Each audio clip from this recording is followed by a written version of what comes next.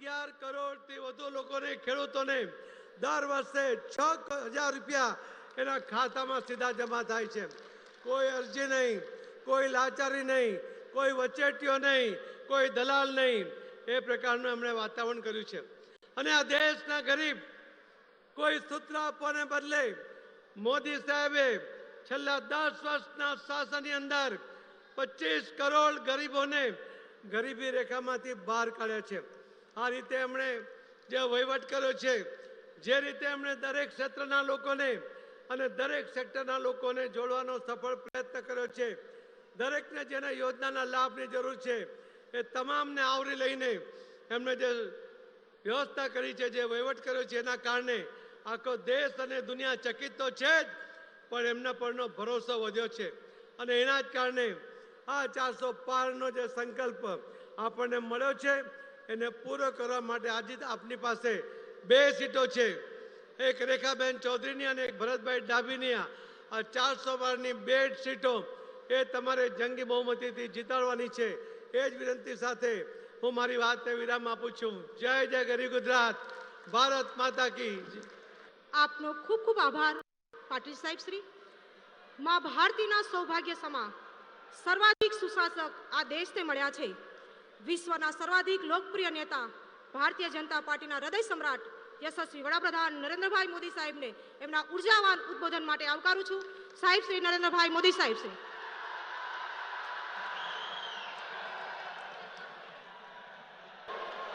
भारत माता की, भारत माता की, भारत माता की। मां अंबाना चरणों में आवीने गुजरातनी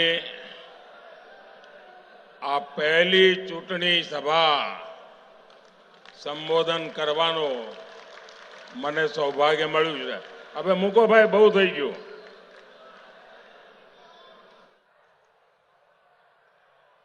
આ ફોટાવાળા ભાઈઓ પણ ફોટા નીચે જ રાખો, પાછળ દેખાતું નથી।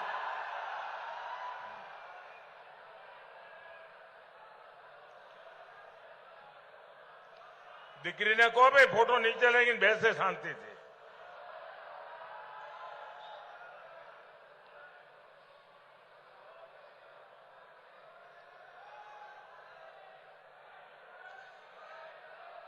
साथियों, भाई आपने कोने बताओ जो फोटो जो ली तो मैं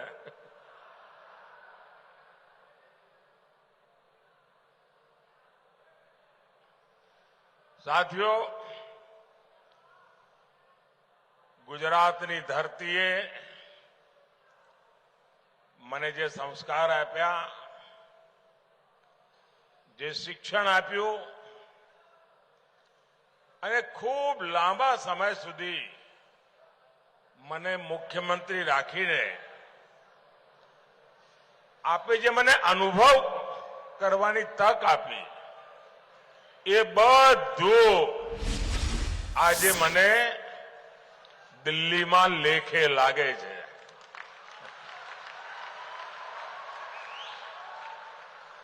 હમણાં સંચાલક બેન કહેતા હતા કે પીએમ સાહેબ, પછી અમારા સીઆર પાટીલ પણ બોલ્યા પીએમ સાહેબ। આ પીએમ બીએમ તો બધા દિલ્હીમાં હોય, તો આપણા નરેન્દ્રભાઈ આયા છે।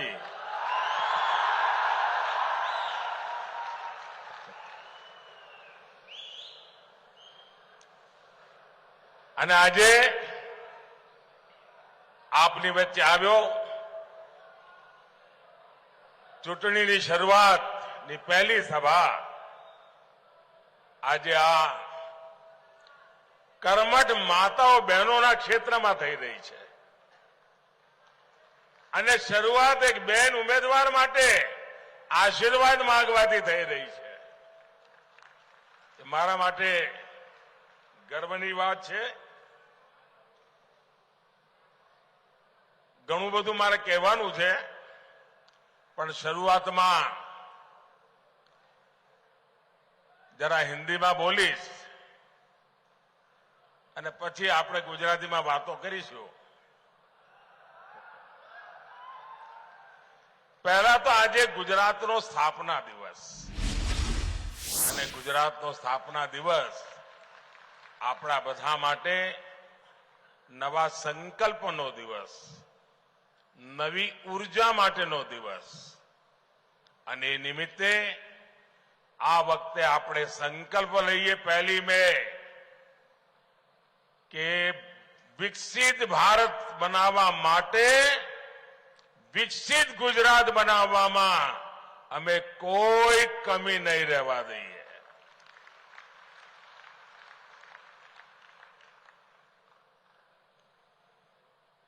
आप सबने मुझे 2014 में दिल्ली में भेज करके देश की सेवा करने का अवसर दिया और वो दिन याद कीजिए 2014 के पहले जो सरकार थी तब देश में चारों तरफ जो खबरें रहती थी, आतंकवाद, घोटाले, चारों तरफ भ्रष्टाचार, सारे नीति निर्णय ठंडे बस्ते में पड़े थे. देश निराशा की गर्त में डूब गया था. देश का नौजवान ये सोच रहा था कि मेरा भविष्य का क्या होगा और ऐसे विकट कालखंड में आप लोगों ने मुझे देश की सेवा करने का मौका दिया और जैसा आपने मुझे ट्रेनिंग दी थी, जैसी आपने मुझे शिक्षा दी थी, मैंने मेहनत करने में कोई कमी नहीं रखी. पल पल देशवासियों के नाम, पल पल देश के नाम, आपके नाम. और मैंने कोशिश की कुछ संकट भरी स्थिति से देश को बाहर निकालूं, सामान्य मानवीय की उम्मीदें पूरी करूं. आप मेरे गुजरात के भाई बहन, आप मुझे करीब 25 साल से सरकार में काम करते हुए देखा है और आप भी कह सकते हैं कि जिस अपेक्षा से आपने भेजा था, जिस आशा से देश ने मुझे बिठाया था, उसको पूरा कर करके एक नया विश्वास जगाने में मां अंबा ने हम पर सब पर कृपा की है और आज देश एक नए विश्वास के साथ आगे बढ़ा. 2019 में हर कोई मानता था कि दोबारा तो सरकार बन ही नहीं सकती है और सरकार न बने इसके लिए दुनिया भर के खेल भी चले थे. लेकिन 2019 में दोबारा आपने मुझे अवसर दिया, एक मजबूत सरकार का मैंडेट दिया और मैं फिर से एक बार देश की सेवा में खपने लगा. ये 2024 का चुनाव, ये 2024 के चुनाव में मेरे 20, 22, 25 साल के अनुभव को लेकर के आया हूं. 10 साल मैंने देश को चलाया है जिस प्रकार से, और देश जो नई ऊंचाई पर पहुंचा है और देश के सामर्थ्य को मैंने भली भांति जाना है, समझा है. उस सामर्थ्य से मैं पुजारी बन गया हूं और देश के उस सामर्थ्य के आधार पर मैं गारंटी लेकर के आया हूं. गारंटी ऐसे नहीं दी जाती, बहुत बड़ी हिम्मत लगती है. लेकिन मेरे पास अनुभव था, देश के सामर्थ्य को जानने पहचानने की शक्ति थी और मेरी गारंटी है, आने वाले मेरे तीसरे टर्म में मैं हिंदुस्तान को दुनिया की तीसरी सबसे बड़ी अर्थव्यवस्था बना के रहूंगा. और जब देश तीसरी सबसे बड़ी अर्थव्यवस्था बनेगा, तब उसकी समृद्धि, उसका सामर्थ्य, उसका लाभ वर्तमान पीढ़ी को भी मिलेगा और आपकी आने वाली पीढ़ी को भी मिलेगा। और ये काम की गारंटी लेके मोदी आया है। तीसरी बात, सरकार जब बनेगी 4 जून को नतीजे आएंगे। 100 दिन में क्या करना, वो प्लान मैंने अभी से तैयार करके रखा है। आप गुजरात वाले जानते हैं, मैं जब भी यहां चुनाव में जाता था तो चुनाव के बाद क्या करूंगा तय करने में लग जाता था। और पहले 100 दिन में भाजपा सरकार क्या काम कर सकती है वो हमने दिखाया था। नर्मदा गेट से लेकर के सारे फैसले मैंने कर लिए थे, आपको याद होगा। ऐसे ही तीसरे कार्यकाल में गरीब कल्याण, किसान कल्याण और उनके लिए, विकास के लिए नए निर्णय, नई गति, नया संकल्प लेकर के हम आने वाले हैं। और इसलिए आपको इस बार पहले से ही कहीं अधिक एकजुट होकर हर बूथ पर कमल खिलाना है। और मेरी गुजरात बीजेपी वालों से और गुजरात के मेरे भाई बहन से सिर्फ सबकी सब लोकसभा की सीटें जीत करके मैं संतुष्ट होने वालों में से नहीं हूं। इतना तो मेरा हक बनता है ना। आटलो तो मारो हक बने कि ना बने। અને એટલે ખાલી બધી સીટો જીતવી જેવું નહીં, આપણે તો બધા પોલિંગ બૂથ જીતવા છે। और इस पोलिंग बूथ जीतने की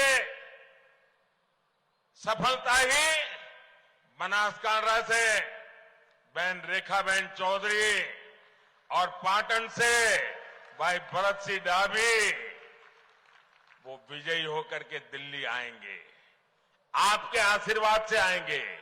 और आप जब उनको एक वोट देंगे तो वोट उनको जाएगा इतना नहीं है, वो वोट सीधा सीधा मोदी को जाएगा।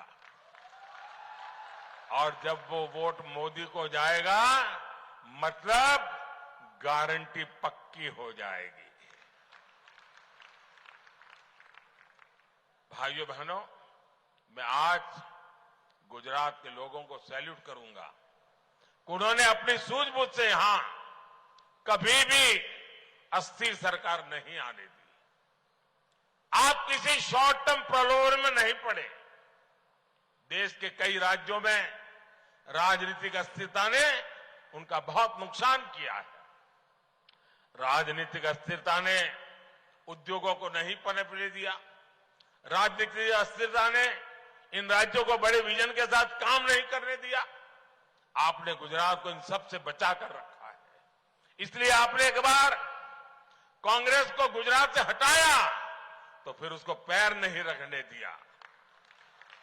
साथियों, आज भी कांग्रेस के पास न मुद्दे हैं और न ही कोई विजन है और न ही उनके पास कोई काम करने का जज्बा है। आप याद कीजिए 2014 में जब मैं पहली बार लोकसभा के मैदान में आया तो 2014 में कांग्रेस के मुद्दे क्या थे? तब कांग्रेस ने यही चला, ये चाय वाला क्या करेगा, ये गुज्जू क्या करेगा, ये उसको गुजरात की समझ है, देश की क्या समझ है, ये दाल भात खाओ वाला क्या करेगा, यही चलता था। कांग्रेस की सभा में चाय की कितली लेकर के बेची जाती थी। देखो ये मोदी आया, ये मेरी मजाक उड़ाई जाती थी। लेकिन देश ने उनकी हरकतों को ऐसा जवाब दिया जो कभी 400 सीट लेकर के बैठते थे वो 40 पर आ गए। 2019 में जब दूसरा चुनाव आया उन्होंने कोई सबक नहीं लिया और क्या किया, 2019 के चुनाव में निकल पड़े चौकीदार चोर है, याद है ना, चिल्लाते थे और कहते थे मोदी खून की दलाली करता है। और राफेल के छोटे छोटे खिलौने बना करके सभी सभाओं में घूमते थे राफेल लेकर के। मंच पर भी इस बार संविधान लेके घूम रहे हैं, उस समय राफेल लेके घूम रहे थे। एचएएल को लेकर के भांति भांति के झूठ फैलाए। जनता ने फिर एक बार उनकी स्थिति ऐसा पैदा कर दी कि वो अधिकृत रूप से विपक्ष भी नहीं बन पाए। इतना हाल उनका खराब कर दिया। साथियों, 2019 के बाद इन्होंने मोदी का अपमान करने का अभियान और तेज कर दिया। कांग्रेस के शहजादे ने गर्व के साथ पूरे मोदी समाज को, पूरे ओबीसी समाज को चोर कह दिया। मोदी क्योंकि गुजरात से है, इसलिए पूरे देश में गुजरातियों के विरुद्ध नफरत फैलाने की एक भी मौका नहीं छोड़ा जा रहा है। ये नहीं रुके, इन्होंने मेरे माता पिता पर भी भला बुरा कहने में पीछे नहीं रहे। भाइयों और बहनों, अब 2024 में कांग्रेस और इंडी गठबंधन ऐसा झूठ लेकर के फिर से एक बार मैदान में आए हैं और उनकी जो इकोसिस्टम है वो भी उस झूठ को हवा दे रही है। संविधान दिखाते हैं, आरक्षण ले लेंगे इसका डर दिखाते हैं, पूरी तरह मनगढ़ंत गप्पाजी, यही उनका काम है। कभी कहते हैं मोदी को कोई परिवार नहीं है, तो क्या परिवार वालों को भ्रष्टाचार करने का लाइसेंस मिल गया है क्या? कभी कहते हैं मोदी को जेल में डाल देंगे, कभी कहते हैं मोदी का सर फोड़ देंगे। ऐसी ऐसी बातें लेकर के वो चुनाव के मैदान में उतरे हैं। और देखिएगा, इस बार भी ये पहले से कम सीटों में सिमट जाएंगे। साथियों, अभी चुनाव के 2 चरण पूरे हुए हैं। पहले चरण में इंडी गठबंधन पस्त पड़ा और दूसरे में ध्वस्त हो गया। यहां पड़ोस में राजस्थान का चुनाव पूरा हो गया है। राजस्थान में उनको एक सीट मिलने की संभावना नहीं बची, एक नहीं। ये हाल है इनकी। और इसलिए इंडी गठबंधन बोगलाहट में कुछ भी कर रहा है। ये लोग मोहब्बत की दुकान चलाने के लिए निकले थे, अब मोहब्बत की दुकान में फेक वीडियो का बाजार खोल दिया है। अब चुनाव में उनकी बातें नहीं चलती हैं तो फर्जी वीडियो बना करके फैला रहे हैं। आप कल्पना कीजिए, जिस पार्टी ने 60 साल तक देश पर राज किया, इतने सारे इनके प्रधानमंत्री रहे, मंत्री रहे, जनता के पास जाने के लिए उनकी जुबान पर सत्य नाम का शब्द नहीं है और उनकी मोहब्बत की दुकान में फेक फैक्ट्री रूप में अब काम करने लगी है। जिसे ये मोहब्बत की दुकान कहते थे, वो दरअसल फेक फैक्ट्री है। कांग्रेस के वीडियो फेक, कांग्रेस की बातें फेक, कांग्रेस के वादे फेक, कांग्रेस के नारे फेक, कांग्रेस की नीयत फेक। और लड़ना है, मोदी है, चाय वाला है, मामूली है, गरीब का बेटा है। अरे आओ ना यार, 2-2 हाथ कर लो, हो जाए मुकाबला। ये दाल भात खाने वाला क्या करता है दिखा देगा।